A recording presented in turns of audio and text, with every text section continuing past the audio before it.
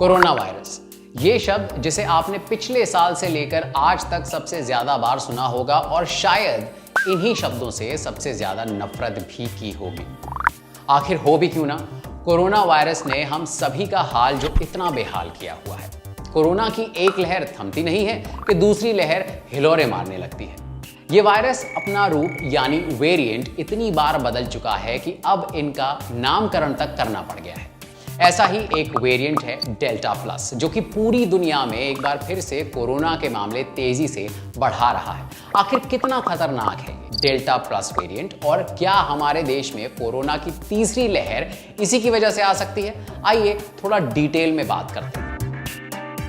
Delta plus variant delta variant से ही जुड़ा है, जिसकी सबसे पहले भारत में ही पहचान की गई थी। यही डेल्टा वेरिएंट भारत में कोरोना की दूसरी लहर का कारण बना था। माइक्रोबायोलॉजिस्ट के मुताबिक कोविड-19 एक आरएनए वायरस है, लिहाजा इसकी म्यूटेट करने की क्षमता बहुत ज्यादा है।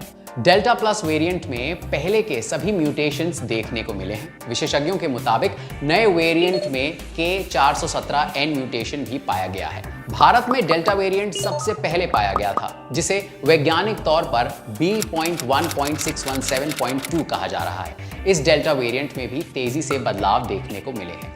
इसी वजह से डेल्टा प्लस वेरिएंट सामने आया है। इसे B.1.617.2.1 कहा जा रहा है। नीति आयोग के सदस्य doctor VK. Paul delta plus variant की शुरुआत के बारे में बताते हैं कि ये वायरस स्पाइक प्रोटीन के जरिए शरीर की कोशिकाओं से चिपक जाता है, इसलिए इस वायरस में होने वाले बदलाव का शरीर पर बुरा प्रभाव पड़ता है। यही वजह है कि म्यूटेटेड वेरिएंट चिंता बढ़ाने वाले होते हैं। भारत सरकार के मुताबिक डेल्टा प्लस वेरिएंट का पहला मामला यूरोप में देखने को मिला। क्या इस वेरिएंट के चलते भारत में कोरोना की तीसरी लहर आ सकती है? ये सवाल हम सभी के दिमाग में चल रहा है। वैज्ञानिकों के अनुसार संक्रमण की और लहरें आ सकती हैं, लेकिन ये कितनी भयावह होंगी, ये कई कारकों पर आधारित है। भारत में कोरोना संक्रमण के नए मामले पहले की तुलना में कम हुए हैं। मई के महीने में भारत में हर रोज जहां औसतन 4 लाख नए मामले दर्ज किए जा रहे थे, वो अब औसतन 50,000 हो चुके हैं। लेकिन वैज्ञानिकों के अनुसार अगर वायरस के प्रसार को अति संवेदनशील आबादी में फैलने से रोका नहीं गया तो कोरोना के ऐसे कुछ और वेरिएंट आ सकते हैं। भारत सरकार ने पहले ही डेल्टा प्लस वेरिएंट को वेरिएंट ऑफ कंसर्न यानी चिंताजनक घोषित कर दिया है, लेकिन अब तक ऐसा कोई डेटा उपलब्ध नहीं है जिसके आधार पर कहा जा सके कि ये वेरिएंट कोरोना की तीसरी लहर का कारण बन सकता है। हालांकि कोरोना की दूसरी लहर में वैक्सीन लगवा चुके और पहले संक्रमित हो चुके दोनों तरह के लोगों को भी संक्रमण हुआ था।